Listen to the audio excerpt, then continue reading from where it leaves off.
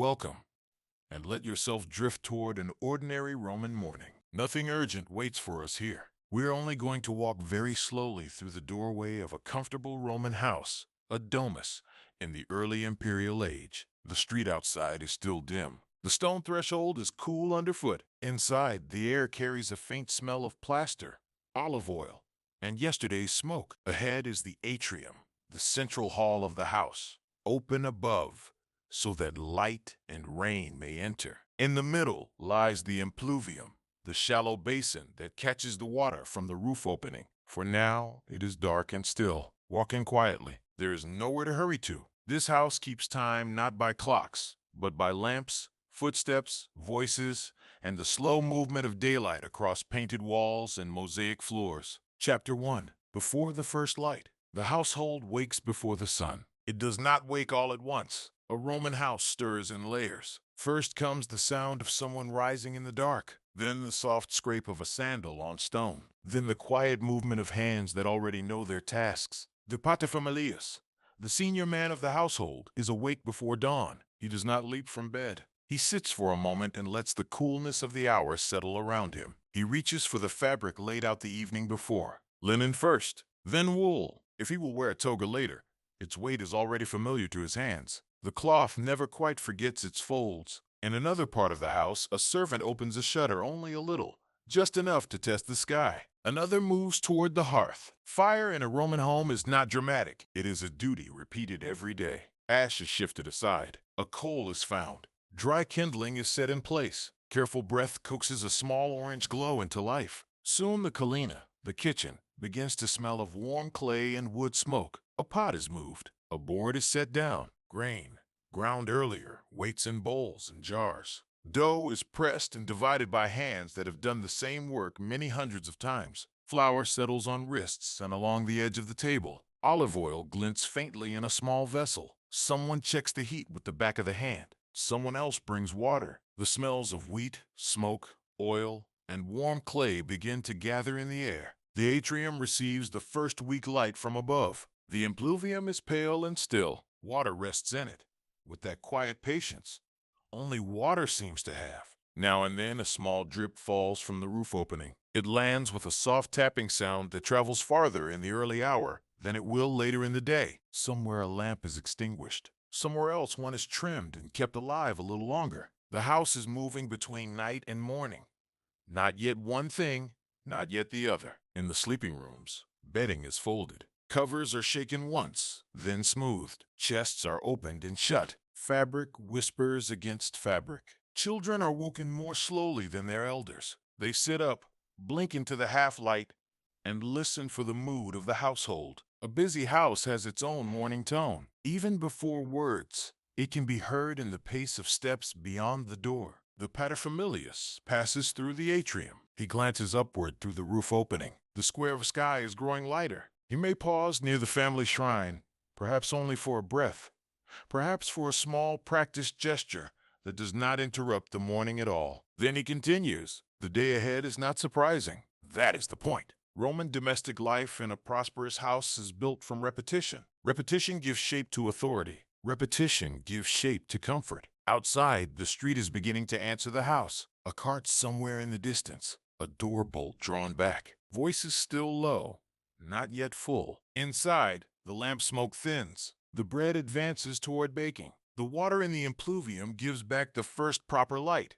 The house has crossed quietly into morning. Chapter 2. The Salutatio. Now the house becomes less private. The front door is opened with intention. The vestibule no longer belongs only to the household. For a while, it belongs to expectation. Men begin to arrive for the salutatio, the morning greeting in which clients come to pay respect to their patron. They do not rush in noisily. They gather, wait, and enter in a sequence that feels as familiar as the threshold itself. Sandals meet stone. Hems brush dust from the floor. A servant watches the arrivals and knows many of them by sight. One man coughs softly into his hand. Another adjusts the fold of his garment. Another rehearses, perhaps, the short phrase he means to say. Their business may differ. Their concerns may differ. Yet the ritual remains much the same. In the atrium, morning light has grown stronger.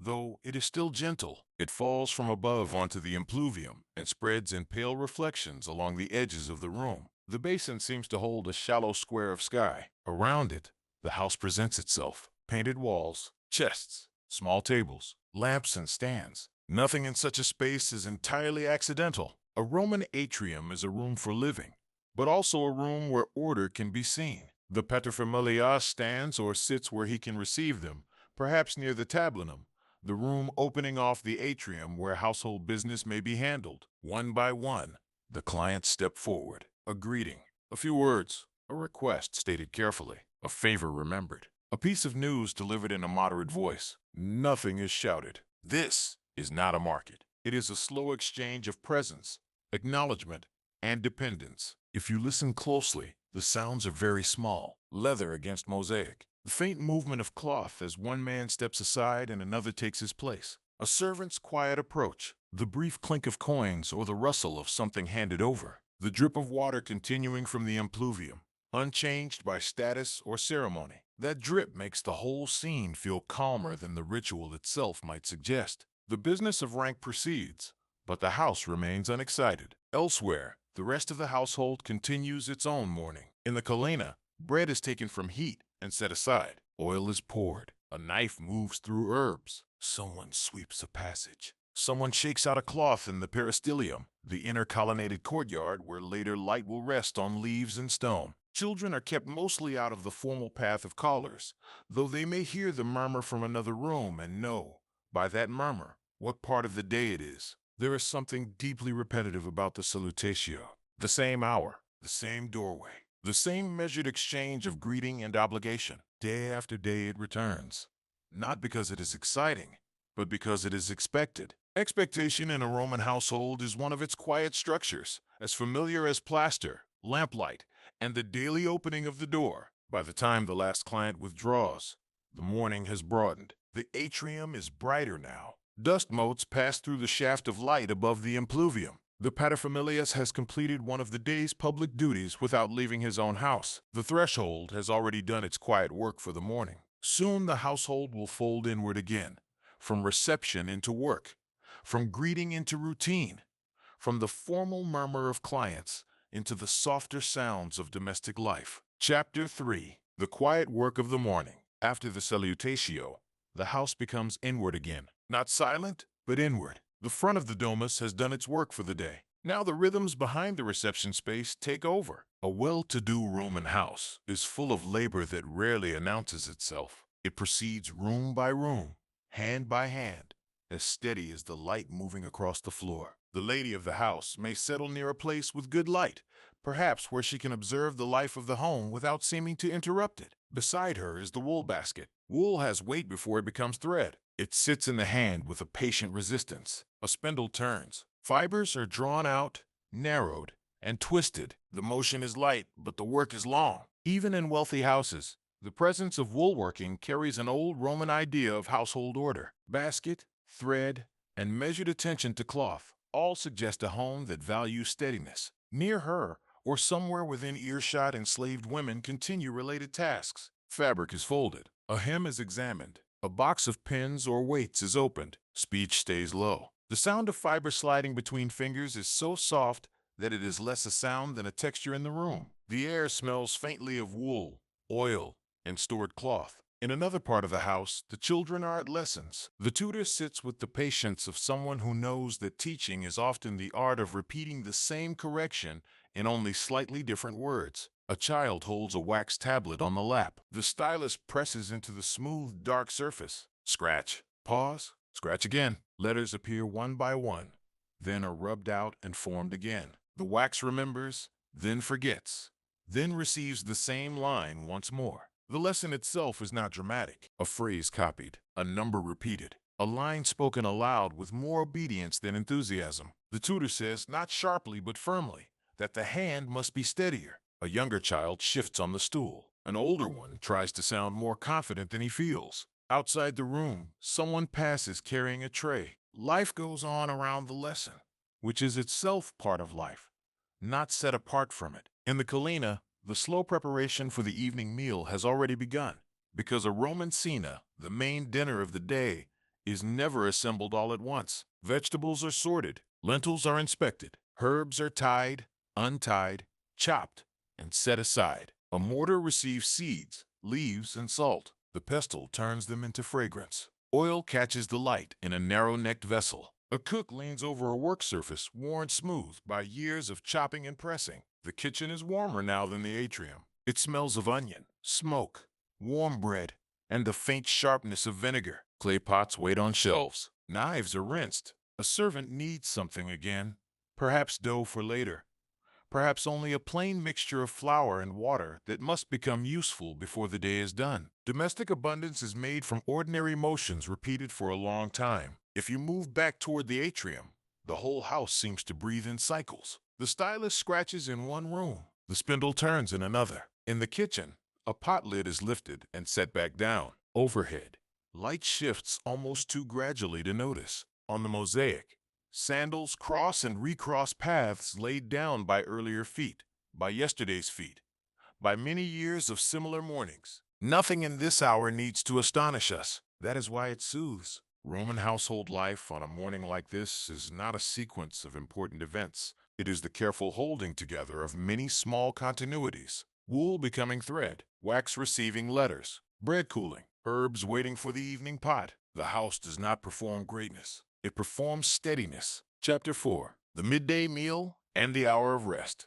By midday, the house is softened. Morning obligations have thinned. The sharper edge of work is gone for a while. This is the hour of prandium, the modest midday meal. It is not the grand meal of the day. It asks for little ceremony. Bread, olives, cheese, fruit, perhaps eggs, perhaps leftovers from the night before. Food that can be set down and taken up without much display. Someone carries a tray through a patch of sunlight. Cups are placed. A loaf is cut. A small knife touches rind and soft cheese. Figs, if they are in season, split open without ceremony. Water is poured, or wine thinned with water in the usual way. No one needs to recline formally for this. The meal is brief by the standards of evening and almost intentionally plain. The children eat with the quick, distracted hunger of those who are not yet interested in the dignity of dining. The adults eat with the relief of a pause earned by repetition rather than struggle. A servant stands nearby, then disappears, then returns.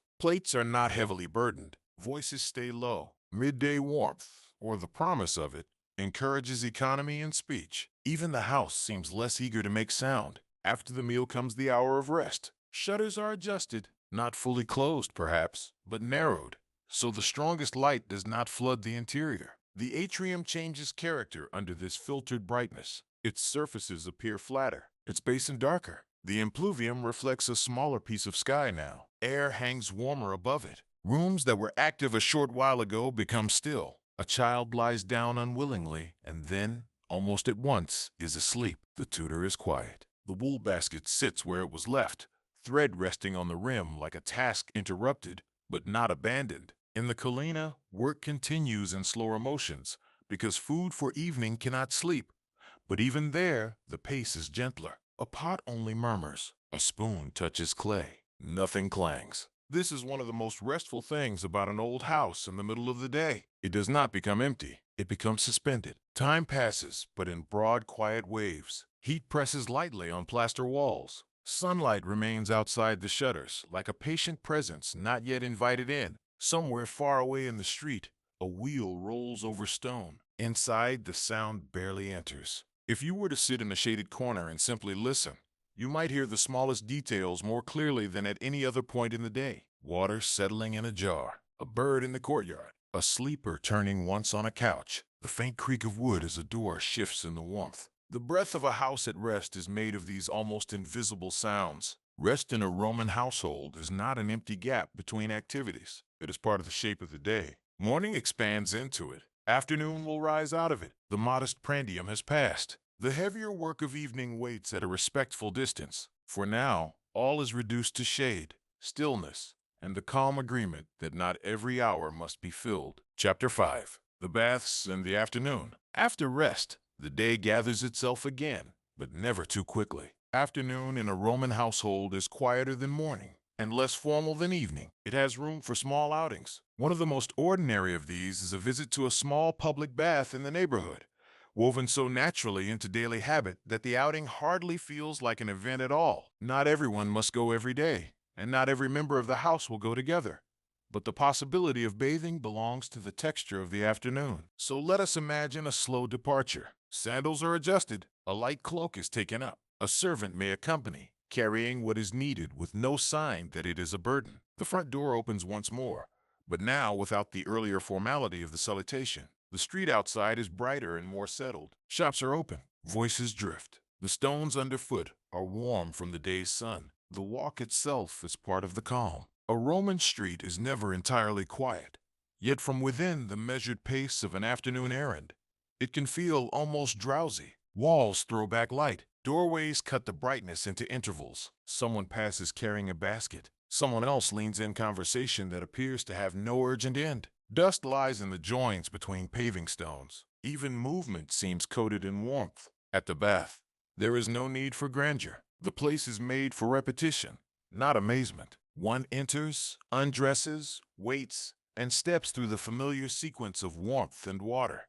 The heat is different from the heat of the street. It is enclosed, held, and shaped by walls. Moist air touches the skin. Voices sound rounder here. Water answers every motion. There may be brief talk. There may be almost none. Bathing does not require narrative. It requires sequence. Warm room, water, oil on the skin, a scraper passing over the arm or shoulder, more water, the pleasant heaviness that follows heat. It is one of the Romans' most practical comforts and one of the calmest. When they return home, the household feels changed without being transformed. Bathing has smoothed the day. Skin is cleaner, limbs are looser. The light outside has begun the long descent toward evening, and the house receives it differently now than it received the pale light of morning. The atrium is warmer in color. The impluvium reflects gold instead of gray. Shadows in the peristelium lengthen between the columns. Inside, preparations for cena have advanced. The kitchen has moved from groundwork to outcome. Steam lifts more steadily. Dishes meant for serving are wiped and arranged. Someone tastes a sauce and adds a little more of something from a small bowl. The household is turning toward its final substantial act of the day. Afternoon in a Roman house is restful, partly because outside and inside continue to answer one another. You step into the street and then back into the domus. You leave warm stone for cooler shadow, public water for private thresholds, open brightness for the measured light of the atrium. Each return makes the home feel more enclosed, more complete, and more prepared for evening. Chapter 6. The Cena and the Closing of the Day. Evening comes gradually to a Roman house. It does not arrive in a single shadow. First, the upper walls lose some brightness. Then the floor mosaics begin to hold the light, rather than reflect it. Then the corners of rooms ask for lamps. By this hour, the household's attention gathers around cena, the main meal of the day, more deliberate and more complete than the modest prandium at noon. In the Kalena, the last motions are the most concentrated. Bread that was only promise in the morning is now certainty. Pots are opened. Steam escapes in soft clouds. A ladle moves through something thick and fragrant. Herbs, pounded earlier, have entered the food so fully that they no longer seem separate from it. Olive oil shines on the surface of a dish. Platters are arranged with the ordinary seriousness that attends repeated domestic skill. The triclinium, the dining room with its couches, is made ready. Cushions are adjusted. Tableware catches the dimming light. Even if the family dines simply tonight, the room is prepared as though order itself were part of the meal. If guests are present, the arrangement may be a little more careful. Even then, in our quiet Roman evening, nothing becomes loud. This is not a banquet of spectacle. It is dinner in a prosperous house at the end of a familiar day. Lamps are lit before darkness fully claims the rooms. This, too, is a small ritual. A lamp is taken up. Oil is checked. The wick is trimmed. Flame meets fiber, and the little bowl of light steadies itself. One lamp becomes two. Two become several. Their glow is not broad, but local. It settles on hands, cup rims, the edge of a couch, a painted wall, and the surface of the impluvium if a lamp stands where the water can catch it. During cena, the meal unfolds more slowly than lunch. Bread is broken. Dishes are offered and received. Wine may be mixed with water. Conversation rises and falls in low waves. A child is corrected gently. Someone reaches across for a bowl and withdraws again. A servant enters, serves, and leaves with practiced quiet. Nothing surprising appears on the table. Yet to the household, this accumulation of warm food, lamplight, and measured company is abundance enough. When the meal is over, the closing of the day begins in earnest. Cups are gathered, leftovers are covered. A cloth passes over wood. Sandals sound more softly now, as though everyone has agreed not to disturb the approaching night. In the atrium, the impluvium has turned dark, its surface catching only fragments of lamp glow and perhaps one small shape of evening sky above. Shutters are closed at dusk, one after another. The sound is simple and satisfying. Wood moves into place. A fastening is checked. The outside world is gently reduced. Street noise becomes distant. The house gathers around its own remaining light. Rooms contract into circles of flame and shadow. Children are led toward sleep, sometimes willingly, sometimes with slow resistance. Their lesson tablets are put away. The stylus rests in its groove. The wool basket is set aside for tomorrow. Thread unfinished, because thread is always waiting for the hand to return. In the kitchen, embers are managed carefully. Not everything is extinguished. A Roman house thinks ahead to morning, even while entering night. At last, the paterfamilias withdraws. The formal weight of the day is over. The greetings have been given. The meal has been eaten. The house has turned from darkness to light and back toward darkness again without any great event. And that is what makes it restful to imagine. A Roman day inside a domus is not built to surprise. It is built to hold authority, to hold labor, to hold warmth, food, routine, and sleep. Outro. The house falls quiet. Now let the lamps grow fewer. Let the last footsteps fade along the mosaic. Let the atrium darken until the impluvium is only a still square of deeper black. The shutters are closed. The wool basket is waiting. The stylus is still. In the colina, the embers give off one last low warmth. Above, a small piece of night remains visible where the roof opens to the sky. The Roman house has completed another unremarkable day. Nothing was urgent. Nothing was extraordinary. Only bread, water, wool, wax, lamplight, and the slow return of quiet. Stay there for a moment longer, in that stillness, in that dim enclosed air of olive oil and cooling plaster. And as the house settles fully into sleep, you may do the same.